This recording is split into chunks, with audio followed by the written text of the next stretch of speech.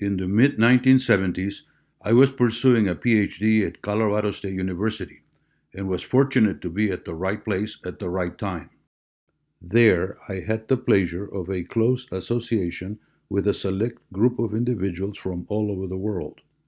One of these students was Fredrick D. Theurer, Fred to his friends, who in 1975 completed a Ph.D. under the supervision of Dr. Everett Richardson. After graduation, Fred rejoined his employment at the Natural Resources Conservation Service, the former Soil Conservation Service, or SCS, in Washington, D.C. Fresh out of school, he told his bosses that the convex routing method was no good and that it had to be replaced by a better channel routing tool. The convex method, developed by SCS in the mid-1950s, was a linear kinematic wave model featuring built-in, uncontrolled numerical diffusion. In practice, this meant that it lacked consistency. That is, a routed hydrograph could not be reproduced by substepping the reach length. In other words, the convex method was grid-dependent. That is, two choices for space step would invariably give two different answers.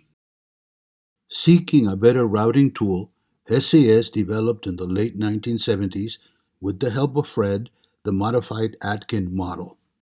The method divided the routing into two sequential steps. The first designed to provide reservoir attenuation, the Att, and the second to provide kinematic translation, the Kin. While the model fared well in tests designed to prove consistency, it was not without its pitfalls. The matter was clarified in the 1990s when the theoretical accuracy of the Muskingum-Cunge method was demonstrated.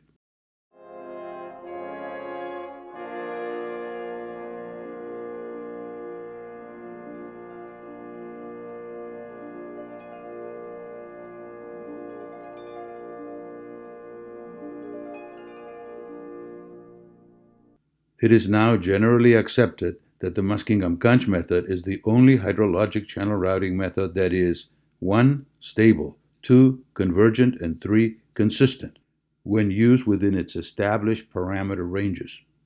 Unlike the convex method, the Muskingum-Cunge method simulates the diffusion wave model, varying its strength.